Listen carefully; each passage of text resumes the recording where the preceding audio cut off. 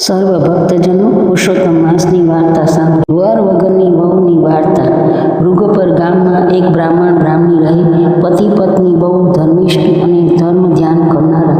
સંપત્તિ તો ઘણી પણ સંતતિ નહીં, શેર માટેની ખોટ. પાવન પુરુષોત્તમ માસ નજીક આવ્યું. બ્રાહ્મણી વિચાર કરે છે કે પ્રભુએ એકાદ દીકરો દીધો હોત તો દીકરાની વહુ આવત, વહુ ઘરનું કામ કરત અને હું નિરાતે પ્રભુ ભજન કરત. રાંધવા ચિંતવાની કડાકૂટ ન રહે અને હેઠા હૈયે કથા વાર્તા સંભળાય. બ્રાહ્મણીએ મનની વાત પતિને કરી. બ્રાહ્મણ તો હસવા લાગ્યો. દીકરા વગરની તે વહુ આવે ખરી? પણ બ્રાહ્મણી તો અઠે ભરાણી કે હવે તો આ ઘરમાં વહુ આવે તો જ, નહીતર ના. દીકરા હોય એ તો વહુ લાવે, પણ વગર દીકરે વહુ લાવે તો જ ખરા કહેવાય. બ્રાહ્મણ તો જાણો. ત્યારે બ્રાહ્મણીએ ઉપાય દેખાડ્યું, તમે કન્યા શોધી કાઢો. કન્યાના મા બાપ પૂછે કે વર ક્યાં છે?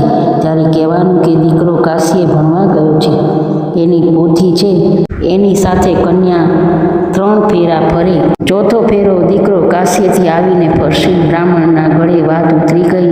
એ તો નીકળ્યો કન્યા શોધવા. ગામે ગામ ફરતો ત્રંબાવટી નગરીમાં આવ્યો. એક બ્રાહ્મણના ઘેર રાતવાસો કર્યો. ત્યારે રાતે વાળું પાણી કર્યા પછી વાત નીકળી. એ બ્રાહ્મણના ઘરમાં જ કન્યા હતી. બ્રાહ્મણે કન્યા જોઈ. રૂપના અંબાર જેવા સદગુણી કન્યા જોઈને બ્રાહ્મણનું મન માની ગયું. કન્યાના પિતાએ પણ હા પાડી. કડિયા લગ્ન લેવાયા. પોથી સાથે ફેરા ફરીને કન્યા સાસરે આવી. બ્રાહ્મણીના હરખનો પાર ન રહ્યો. એણે તો ઘરની બધી જવાબદારી વહુને સોંપી દીધી અને પોતે ધર્મ ધ્યાનમાં લાગી ગઈ. પુરુષોત્તમ માસ શરૂ થતાં બ્રાહ્મણી નદીએ સ્નાન કરવા જાય. વાર્તા સાંભળે, દેવ દર્શન કરે અને બપોરે ઘેર આવીને તૈયાર ભોજન જમે. એક દિવસ બ્રાહ્મણી નદીએ નાવા ગયા. પાછળથી પાડોશણ દેવતા લેવા આવી. વહુને જોઈને પૂછવા લાગી કે તું કોણ છે? વહુ તો બોલી કે હું આ ઘરની વહુ છું. ત્યારે પાડોશણે ખડખડાટ હસીને એણે મેણું માર્યું કે બ્રાહ્મણી તો વાંજ્યા છે, તેને વળી દીકરો કેવો ને વાત કેવી. વહુ તો બિચારી રડવા લાગી. સાસુ સસરા આવ્યા એટલે બધી વાત કરી. બ્રાહ્મણી પાડોશણને માંડવા લાગી. પછી વહુને રાજી રાખવા 7 ઓરડાની ચાવી આપતા કહ્યું, 6 ઓરડામાં ખાવા પીવાની, પહેરવા ઓઢવાની ચીજ છે. ખાજો પીજો પહેરજો ઓઢજો, પણ 7મો ઓરડો ખોલશો નહીં. વહુએ તો ચાવીઓ લઈ લીધી. પહેલો ઓરડો ખોલ્યો. એમાં મેવા મીઠાઈ હતા. બીજામાં હીરના ચીર, ત્રીજામાં હીરા માણેક, એમ 6 ઓરડા જોઈ લીધા. પછી સાસુની શિખામણ ભૂલી 7મો ઓરડો ખોલ્યો તો અંદર એક દિવ્ય પુરુષ બેઠો પોથી વાંચે છે. દેવતાઈ રૂપ છે. વહુને તો જોતા જુએ એ પુરુષ બોલ્યો, ઉઘાડ્યા છે એવા જ બારણા બંધ કરો.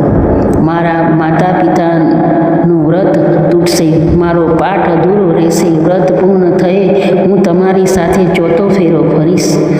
વહુની આંખમાં હરખના આંસુ આવી ગયા. પોતે 7મો ઓરડો ઉઘાડ્યો છે એ વાત સાસુને ન કરી. એમ કરતાં પુરુષોત્તમ માસ પૂર્ણ થયો. વહુએ સાસુને કહ્યું કે હવે તમારા દીકરાને બોલાવો એટલે મારા અધૂરા લગ્ન પૂર્ણ થાય. બ્રાહ્મણી હું જાણા, દીકરો તો હતો નહીં, લાવવો ક્યાંથી? બંને ઝેર ઘોળવાનો વિચાર કરતા હતા. ત્યાં જ વહુએ જઈને 7મો ઓરડો ખોલ્યો અને પતિને સાદ દીધો. સાદ દેતા દિવ્ય પુરુષ બહાર આવ્યો. બ્રાહ્મણી તો ફાટી આંખે તાકી રહ્યા.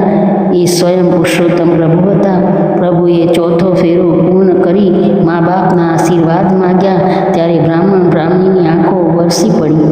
વહુ દીકરા સાથે સુખે વિતાવતી બ્રાહ્મણી અંતકાળે વૈકુંઠ પામ્યા. હે પુરુષોત્તમ રાય, તમે જેવા